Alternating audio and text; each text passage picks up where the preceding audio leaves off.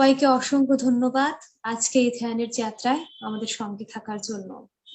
Thank you ma'am, খুব সুন্দর ধ্যান হয়েছে আজ, খুব ভালো লেগেছে। তো বন্ধুরা, আজকে আমি একটি মজার বিষয় বলবো। তো এই বিষয়টা কম বেশ সবার সাথে হয়ে থাকে। প্রত্যেক সাধকের ধ্যানের যাত্রায় এমন নানা অভিজ্ঞতা অনুভূতি আসে। এটা আমারও এমন অনুভূতি ও অভিজ্ঞতা হয়েছে।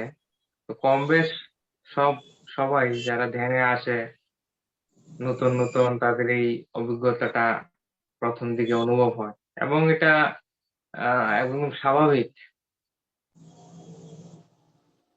এটা আমার ব্যক্তিগত অভিজ্ঞতা, কারণ সবের কম বেশ হয়েই থাকে এটা, তাই আমি শেয়ার করছি। স্বাভাবিক ব্যাপারই।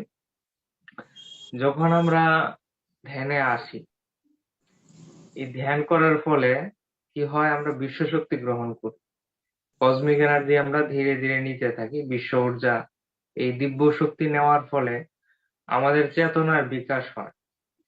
ডে বাই ডে আমাদের কনসিয়াসনেস শিফটিং হয়, আমাদের জাগরুকতা, অ্যাওয়ারনেস ধীরে ধীরে ধীরে ধীরে বাড়তে থাকে।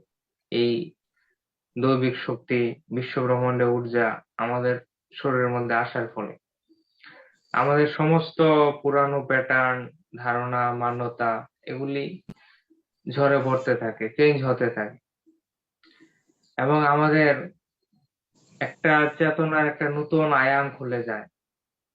আমাদের জাগরুকতা, অ্যাওয়ারনেস ধীরে ধীরে ধীরে ধীরে অনেকটা বাড়তে থাকে, যার ফলে বিষয়টা একটা হাস্যকরও বলা যায়, মজার। আমার অভিজ্ঞতা হয়েছে তাই আমি বলছি। যত আপনার জাগরুকতা বাড়বে এবং এই বাস্তবিকতা, এই আধ্যাত্মিক জগতের বাস্তবিকতাকে যত আপনি জানতে থাকবেন, স্পিরিচুয়াল রিয়েলিটিকে যত আপনি জানবেন, যত আপনার এর সাথে পরিচয় হতে থাকবে, সত্যের সাথে পরিচয় হতে থাকবে, ততটা আপনি এই জগতের যে নানা অন্ধকার, কুসংস্কার, মান্যতা এবং মানুষের যে চলতি, এগুলা দেখে আপনি মানুষ যে কতটা পাগল বুঝতে পারবেন। আপনার যে চেতনা বেড়ে গেল, অ্যাওয়ারনেস বেড়ে গেল, তখন আপনার যে সংসারের চারিপাশে যারা রয়েছে, আপনার পাড়া প্রতিবেশী বলুন, আপনার এমনকি ঘরের সদস্য বলুন বা অন্যরা বলুন, দেখবেন তারা কিরকম দুঃখের কষ্টের মধ্যে রয়েছে এবং সম্পূর্ণ পাগল। যেমন আপনি সুস্থ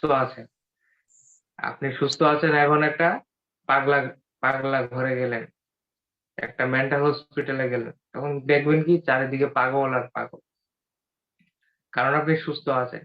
ঠিক তেমনি আপনি যখন স্পিরিচুয়ালিটিতে আসবেন, আধ্যাত্মিকতায় আসবেন, ধ্যানে আসবেন, আপনার অ্যাওয়ারনেস এর একটা শিফটিং হবে, তখন আপনার পাশে যে স্বাভাবিক মানুষগুলা ছিল, সুস্থ মানুষগুলা ছিল, সেগুলিকেই দেখবেন, তাদের ছোট ছোট বিষয়গুলি যদি আপনি নোটিশ করেন, দেখবেন সম্পূর্ণ উদাসীন ভাবে তারা চলছে, সম্পূর্ণ পাগল। তারা তারা জীবিতই আছে, তারা হুঁশপূর্ণ ভাবে চলাফেরাও করছে, কিন্তু সম্পূর্ণ বেহুশ।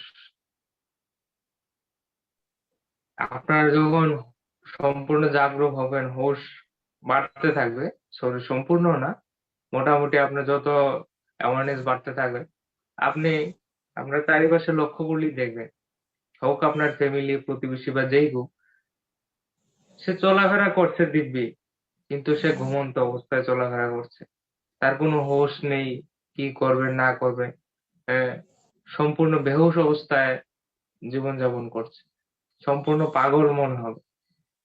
তাদের সেই কষ্ট, দুঃখ, অজ্ঞানতা দেখে আপনার মনেও করুণার সৃষ্টি হবে। ঠিক তেমনি আপনি যেমন তাদের পাগল তখন ভাবতে শুরু করবেন, বা তাদের দেখে করুণার সৃষ্টি হবে, তাদের পাগলামির অবস্থা দেখে। ঠিক তেমনি আপনার যখন আধ্যাত্মিকতায় আপনি অগ্রগতি হতে থাকবেন, আপনার মধ্যে বিপুল পরিবর্তন আসবে, তখন তারাও সেম আপনাকে উল্টা পাগল ভাববে। একদিকে আপনি তাদের পাগল ভাববেন, আরেকদিকে এই সমাজ বা ফ্যামিলি যারা ওল্ড প্যাটার্নে রয়েছে তারা আপনাকে পাগল ভাবতে শুরু করবে। সম্পূর্ণ অপোজিট একটা হয়ে যায়। তখন আপনি বুঝতে পারবেন তাদের যে স্থিতি আছে, অবস্থা আছে, সেটা আপনি সম্পূর্ণ বুঝতে পারবেন। কারণ তখন তো আপনার অ্যাওয়ারনেস আছে, জাগরুকতা আছে। তাদের বলাটা স্বাভাবিক। তখন আপনার মধ্যে অ্যাকসেপ্টেন্স এসে যাবে। আপনার পরিবার, সমাজ, দুনিয়া আপনাকে বুঝতেই পারবে না। যতক্ষণ পর্যন্ত কেউ বুদ্ধ না হয়, সে অন্য একজন বুদ্ধকে বুঝতেই পারবে না। যতক্ষণ আপনি শ্রীকৃষ্ণ না হন, আপনি শ্রীকৃষ্ণকে বুঝতেই পারবেন না। যতক্ষণ কেউ কারোর মধ্যে জাগরুকতা না আসে, সে অপর একজন জাগরুক ব্যক্তিকে কিছু বুঝতেই পারবে না। অসম্ভব। বইয়ের কাগজপত্র পড়ে, থিওরি পড়ে, গীতা, বাইবেল, কোরআন পড়ে কেউ মোহাম্মদকে, জেসাসকে, শ্রীকৃষ্ণকে বুঝতে পারবে না।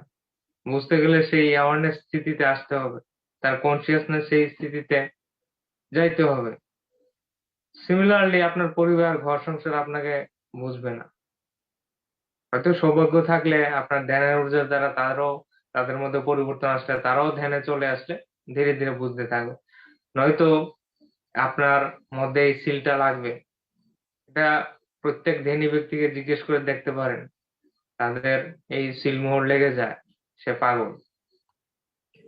তো এটা স্বাভাবিক, এবং আপনার কাছেও সেটা কোনো আবেগের বিষয়, কোনো পাত্তাই আপনি দিবেন না। কারণ আপনি সম্পূর্ণ জাগরুক। সে যা খুশি বলুক, মান মান মধুর, অপমান মধুর, জয় মধুর, পরাজয় মধুর, লাভ ক্ষতি, সুখ দুঃখ, জন্ম মৃত্যু, সকল পরিস্থিতিতে আপনি হ্যাপি থাকার, খুশি থাকার মতো আপনার মধ্যে গান চলে আসবে। সুতরাং এই ব্যাপারটা নিয়ে একদম ঘাবড়াবেন না। যারা নতুন আসেন তাদের জন্য আমি এই বিষয়টা আজকে বললাম। সেটা আমার ব্যক্তিগত অভিজ্ঞতা, এবং প্রায় সকল যারা ধ্যানী তাদের এই সিলমোহরটা লেগে যায়, সে পাগল। তো সমাজ কি বলে, পাড়া প্রতিবেশী কি বলে, অন্য লোকে কি বলে, কে কি বলবে, সে নিয়ে একদম মাথা ঘামাবেন না।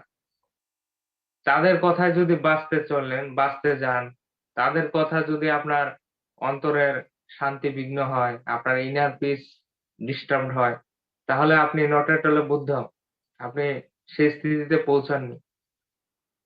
তো প্রথমত আপনি সেই বিষয়গুলি একদম পাত্তাই দিবেন না। এক কান দিয়ে ঢোকাবেন আর এক কান দিয়ে বের করে দিবেন। এবং আপনার মধ্যে গান আসলে অটোমেটিক সেগুলো অ্যাকসেপ্টই করবেন না। আপনার সামনে থাকা ব্যক্তি আপনাকে গালিগালাজ করতে পারে, আপনাকে অপমান করতে পারে। আপনি যদি সেটা গ্রহণ না করেন, তাহলে কি হবে? সেটা তার মধ্যেই ব্যাক হয়ে যাবে। যে ব্যক্তি আপনাকে নিচু দেখানোর চেষ্টা করে, অপমান করে, সেই ব্যক্তি কেন এমন করছে? তার মনের মধ্যে ডিস্টার্ব আছে। তার মনের মধ্যে কি? তার মনের মধ্যে আগুন জ্বলছে। সেই আগুনের যে ঝলসা, ধোঁয়া, সেটাই তো সে বাইর করার চেষ্টা করবে। আপনি যদি সেটা গ্রহণ না করেন, সেটা তার ব্যাপার। সেম আপনি দেখুন, গৌতম বুদ্ধ কতখানে সে ভিক্ষা করতে গেল, তাকে অপমান করে দিচ্ছে। আপনি এত বড় একটা জোয়ান মানুষ হয়ে বাড়ি বাড়ি ভিক্ষা করেন, কি লজ্জা হয় না নাকি আপনার? আপনি যে এইসব জোয়ান বয়সে কাজকর্ম করে খান, এই বয়সে আপনি বাড়ি বাড়ি ভিক্ষা করছেন, ছি ছি ছি।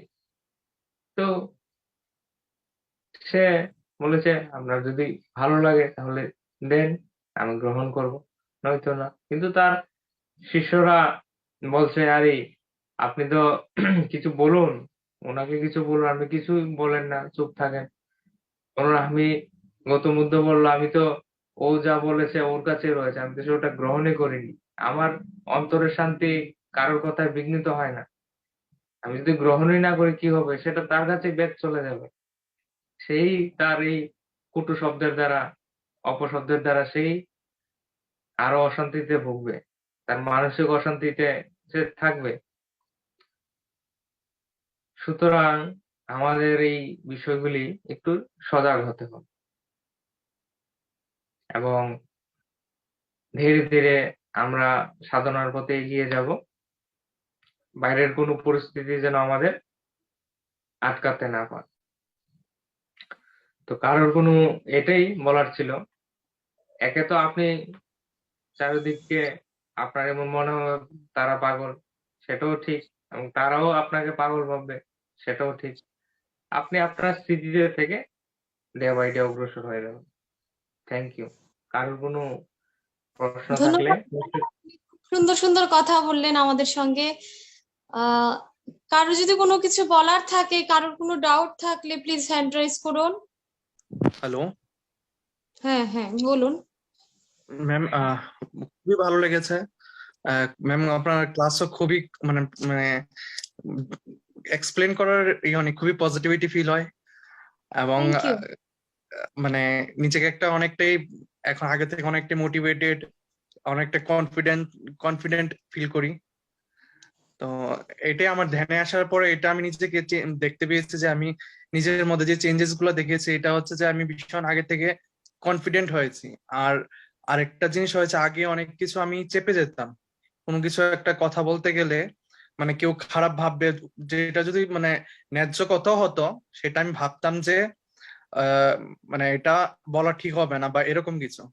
তো এখন ওই এই ব্যাপারটা যদি এটা ন্যায্য কথা হয়, বা এটা যদি মানে ব্যাপারটার মধ্যে যদি মানে সত্যতা থাকে, তো আমি অকপট মানে এটা নিয়ে দ্বিতীয়বার চিন্তা করি না যে কিছু একটা বলতে গেলে। আগে যেরকম যে মানে একটু অন্যায়টা হলেও সহ্য করে নিতাম, তো বা কিছু একটা খারাপ দেখলে এটা দেখলেও মানে একটু ফিল করতাম।